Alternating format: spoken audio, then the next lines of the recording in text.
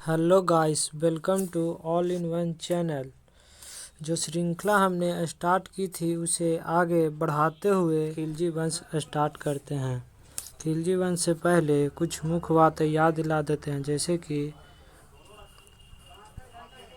गुलाम वंश के संस्थापक कुतुबुद्दीन ऐबक थे और अंतिम शासक क्यूमरस थे। तो आगे बढ़ते हैं और खिलजी वंश स्टार्ट करते हैं। खिलजी वंश 1290 से 1320 तक था। जलालुद्दीन फिरोज खिलजी इसके संस्थापक थे और इनका शासनकाल 1290 से 1296 ईस्वी तक था। खिलजी वंश के संस्थापक जलालुद्दीन फिरोज खिलजी थे। इन्होंने जनता की इच्छा के अनुरूप ही शासन किया। ये एक उदारवादी शासक थे।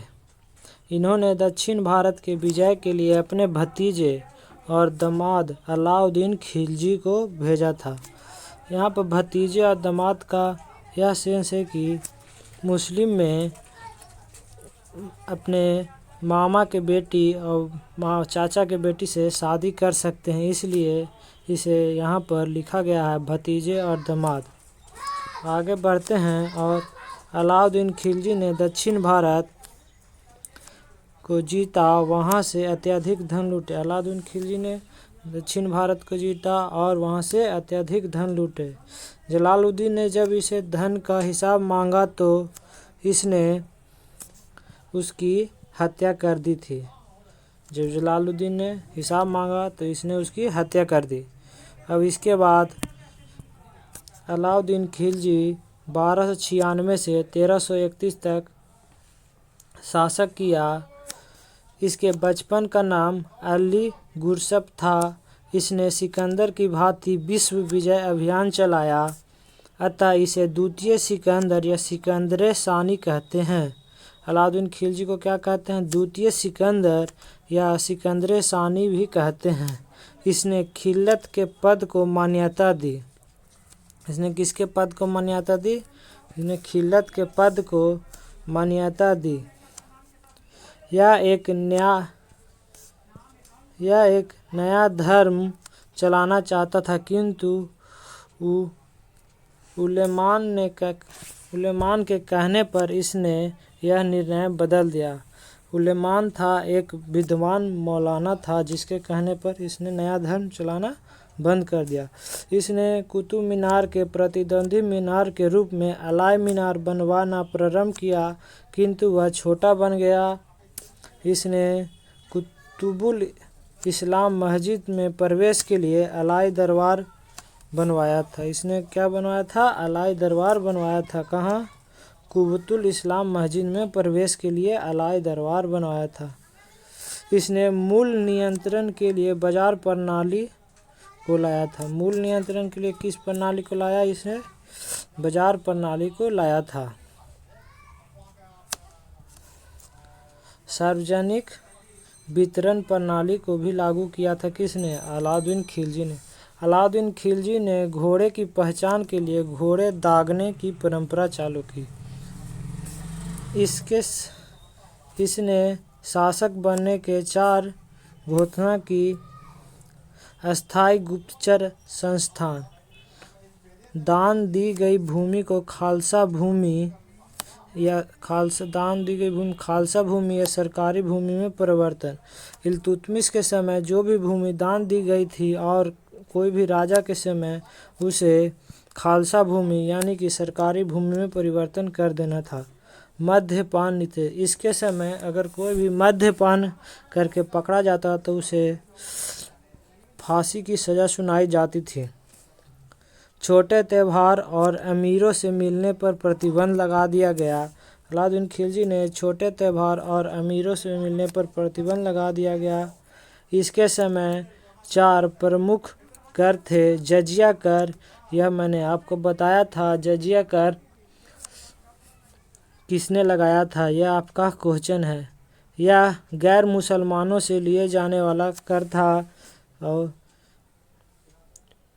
ज़कात यह मुसलमानों की आय पर लिए जाने वाला कर था। और खरात यह मुसलमानों की भूमि पर लिए जाने वाला कर था। और खुम्स यह सैनिक से लूटने पर लिए जाने वाला कर था। यह सैनिक से लूटने जाने वाला कर था। मकान पर घरी नामक कर था तथा चारागाह पर चरी नामक कर था। मकान पर कैसा कर था? मकान पर घरी नामक कर था। आगे बढ़ते हैं और अलाउद्दीन खिलजी के विभाग देखते हैं। दीवाने अजीर यह एक सैन्य विभाग था। दीवाने अजीर कैसा विभाग था? सैन्य विभाग था।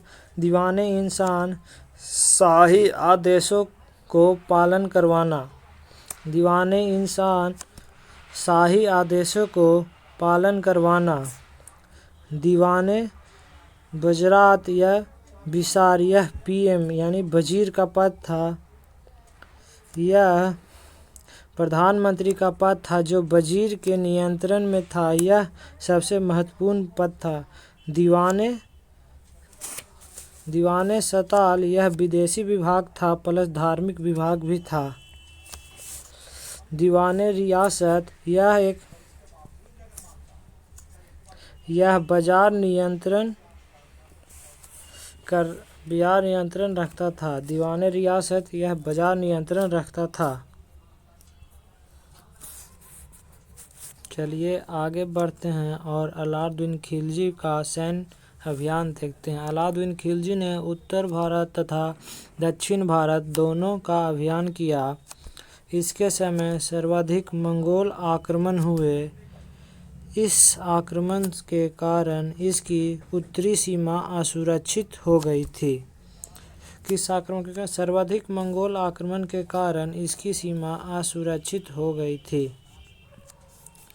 अलाउद्दीन खिलजी ने व्यापार के लिए समुद्री मार्ग पर ध्यान दिया और इस उद्देश्य से 1297 ईस्वी में गुजरात के शासक कर्णदेव को पराजित कर दिया। इस आक्रमण का नेतृत्व नुसरत खां कर रहे थे। कि 1297 ईस्वी में गुजरात के कर्णदेव को पराजित किया और इसी दौरान 1000 दिनार में मलिक काफूर नामक हिजड़ा को खरीद लिया। मलिक काफूर नामक हिजड़ा को किस अभियान में खरीदा था? गुजरात अभियान में 1297 में। मलिक काफूर को 1000 दिनारी भी कहते हैं। यह क्वेश्चन याद रखिएगा। मलिक काफूर को 1000 दिनारी भी कहते हैं। गुजरात मार्ग में राजस्थान के शासक बाधा बन रहे थे। 1301 ईस्वी में अलाउद्दीन ने रणथंभौर जीत लिया और 1303 ईस्वी में अलाउद्दीन ने चित्तौड़ जीत लिया। क्या जीत लिया? 1301 ईस्वी में अलाउद्दीन खिलजी ने रणथंभौर जीत लिया और 1313 ईस्वी में अलाउद्दीन ने चित्तौड़ जीत लिया। चित्तौड़ अभियान में अलाउद्दीन ने रानी पद्मावती के लिए किया। वहां के राजा कौन थे? रतन सिंह को पराजित कर दिया, किंतु चित्तौड़ की महिलाओं ने जौहर कर लिया।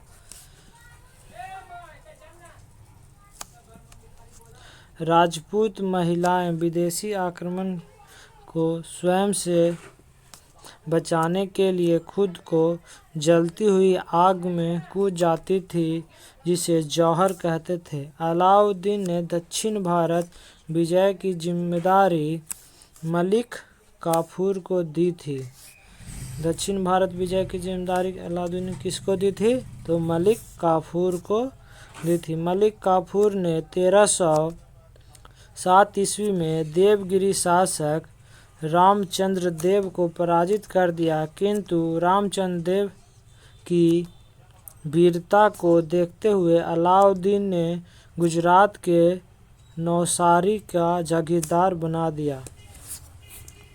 गुजरात के कहाँ का जागीरदार बनाया? नौसारी का। 1309 ईस्वी में इसने वरंगल के शासक प्रतापरुद्र देव को पराजित कर दिया। प्रतापरुद्रदेव ने अपने सोने की मूर्ति बनवाई और उसे जंजीर पहनाकर अलाउद्दीन को भेजा और साथ ही कोहिनूर हीरा भी भेज दिया एवं अधीनता स्वीकार कर ली। 1310 ईस्वी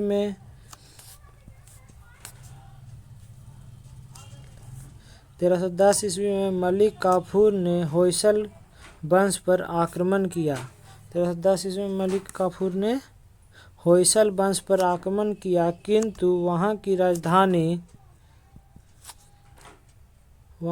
राजधानी द्वार समुद्र को नहीं जीत सका। 1311 ईस्वी में मलिक काफूर ने पांड्य वंश की राजधानी मदुरै को जीत लिया। अलाउद्दीन जब निजामुद्दीन औलिया से भूमि का हिसाब मांगा तो उसने मेरे घर में 10 दरवाजे हैं कहा। चलिए फ्रेंड्स, आज के लिए इतना ही। कल हम आगे बढ़ते हुए पढ़ेंगे अलाउद्दीन के 4 प्रमुख सेनापति, जिसमें जफ़र खान, नुसरत खान, उलुग खान और मलिक काफूर थे। और आगे हम इसी को आगे बढ़ाते हुए तुगलक वंश स्टार्ट करेंगे। चलिए फ्रेंड्स, बाय।